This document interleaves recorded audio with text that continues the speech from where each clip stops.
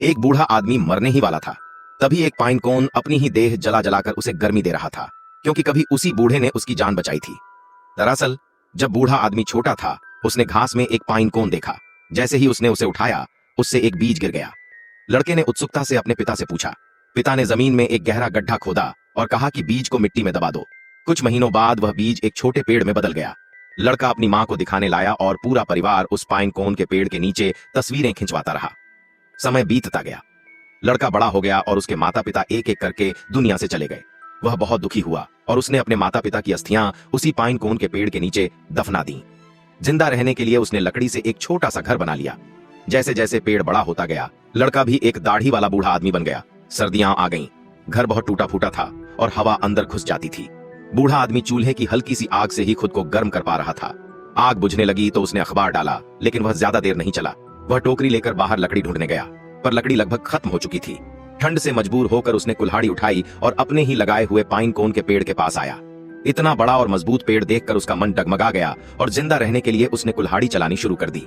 तभी पेड़ पर लगा आखिरी पाइन कोन नीचे गिर पड़ा। थक जाने पर बूढ़ा आदमी कुल्हाड़ी छोड़कर घर लौट गया। रात में वह पाइन कोन जीवित हो गया। अपने कटते पेड़ को देखकर वह बहुत गुस्से में था और बूढ़े को सबक सिखाने घर में घुसना चाहता था। लेकिन जब उसने बूढ़े को ठंड से कांपते देखा तो उसका दिल पिघल गया। अगले दिन बूढ़ा फिर पेड़ काटने आया। पाइन कोन ने उसे रोकने की कोशिश की। बूढ़े को लगा यह कोई भ्रम है और उसने उसे ठोकर मार दी। फिर भी वह पेड़ काटता रहा, लेकिन जल्दी ही थक गया। कुल्हाड़ी पेड़ में फंस गई और निकल ही नहीं रही थी। मजबूर होकर वह घर चला गया। पाइन कोन ने कुल्हाड़ी निकालने की कोशिश की, मगर उसका छोटा सा शरीर वहां तक पहुंच ही नहीं पाया। अगले दिन बूढ़ा फिर आया। पूरी ताकत लगाकर कुल्हाड़ी निकाली और सुबह से शाम तक पेड़ काटता रहा। फिर भी पेड़ नहीं गिरा। ठंड और थकान से वह बेहोश होकर जमीन पर गिर पड़ा। अगर समय पर मदद न मिलती तो उसकी जान जा सकती थी। पाइन कोन घबरा गया। उसने हर तरह से कोशिश की, लेकिन बूढ़े में कोई हरकत नहीं हुई। आसपास कोई और भी नहीं था। आखिरकार पाइन कोन ने एक बड़ा फैसला लिया।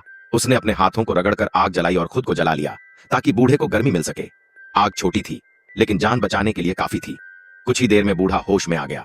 जमीन पर जलते हुए पाइन कोन को देखकर वह सब समझ गया। उसकी आंखों से आंसू बह निकले। पाइन कोन की कुर्बानी से वह बहुत भावुक हो गया। उसने तय किया कि अब वह इस पाइन कोन के पेड़ को नहीं काटेगा, बल्कि कहीं और से लकड़ी ढूंढेगा, ताकि पाइन कोन की कुर्बानी व्यर्थ न जाए।